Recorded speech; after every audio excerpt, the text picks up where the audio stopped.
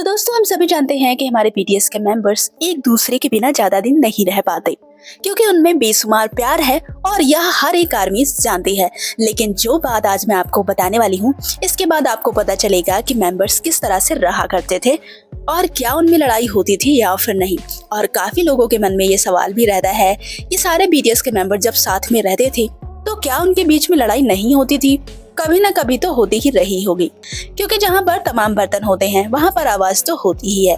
तो आर्मी आज मैं आपको बताने वाली हूँ हमारे बीटीएस के मेंबर सुगा और लीडर जूली की एक ऐसी फाइट जो कि बहस से स्टार्ट हुई थी, लेकिन धीरे धीरे जाकर वो एक बड़ी लड़ाई में तब्दील हो गई और दोनों में जबरदस्त लड़ाई हो गई। और इस लड़ाई को सिर्फ बीटीएस का एक मेंबर ही शांत कर पाया था और लड़ाई इतनी ज्यादा बढ़ गई कि दोनों एक दूसरे की शक्ल भी नहीं देखना चाहते थे। लेकिन खास बात यह है कि इस लड़ाई को हमारे एक बीटीएस का मेंबर ही शांत कर पाया था। तो चलो वीडियो को शुरू करते हैं। तो दोस्तों आपको बता दें कि एक इंटरव्यू के दौरान रिवील हुआ है कि जब बीटीएस के सारे मेंबर साथ में रहते थे तो सारे ही मेंबर्स साफ सफाई पर काफी ज्यादा ध्यान देते थे। मतलब कह सकते हैं कि जितने भी मेंबर्स थे वो किसी भी सामान को बिखेरते नहीं थे, बल्कि जो सामान जहां पर होता था उसे वहीं पर रखकर कमरे की पोजीशन को ठीक ठाक रखते थे। लेकिन वहीं पर एक मेंबर ऐसा भी था जो कि हमेशा से ही काफी ज्यादा मेसिएस्ट रहा है और वो कोई और नहीं हमारे बीटीएस के लीडर आरएम हैं। और इस मामले में उनकी आदत हमेशा से ही बेहद खराब थी। आपको बता दें कि इंटरव्यू के दौरान बताया गया कि आरएम एक ऐसे मेंबर हैं जो कि साफ सफाई और इधर उधर पड़े सामान पर ध्यान नहीं रखते और वो कमरे को पूरी तरह से मैसी ही रखते हैं। मतलब जो भी सामान वो यूज करते हैं उसे ठीक स्थान पर नहीं रखते, बल्कि वो इधर उधर फेंक देते हैं और इसलिए वो रूम का पूरा कबाड़ा बनाकर रखते थे। और आपको बता दें कि सुगा एक ऐसे मेंबर हैं जिनको हर चीज परफेक्ट ही पसंद है।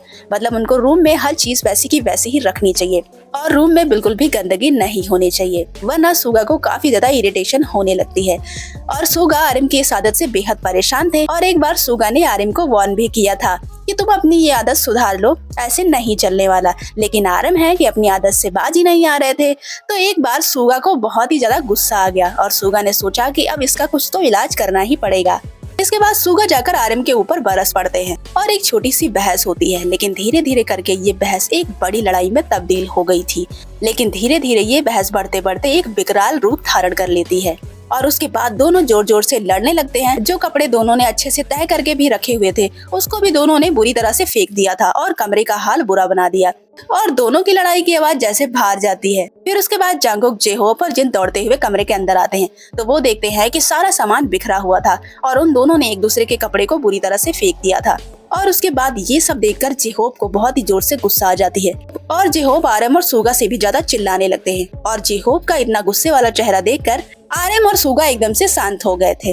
मतलब जेहोप की गुस्से की वजह से दोनों को समझौता करना पड़ गया। और उसके बाद हम देखते हैं कि दोनों बेचारे मेंबर्स को अपने अपने कपड़े तय करके फिर से रखना पड़ता है, जो कि बहुत ही फनी लगा होगा। और मुझे लगता है कि बाकी मेंबर्स मतलब जंगकुक, जेहोप और जिन जो कि उस लड़ाई को शांत करने की कोशिश कर रहे थे, उनको बहुत ही ज्यादा इन दोनों पर हंसी आई होगी। तो आर्मी ऐसा नहीं है कि मेंबर्स में लड़ाई नहीं होती थी। मेंबर्स में लड़ाई तब होती थी जब वो साथ में रहते थे, क्योंकि वो बहुत ही छोटे से घर में रहते थे और जाहिर सी बात है जहाँ पर ज्यादा बर्तन होते हैं वहाँ पर वो बर्तन तो टकराते ही रहते हैं और जिसकी वजह से आवाज तो होती है। तो छोटी छोटी बहस और लड़ाइयाँ मेंबर्स में होती ही रहती थी, लेकिन उससे भी ज्यादा उनमें प्यार है और उस लड़ाई को वो लोग जल्दी ही शांत कर लेते थे।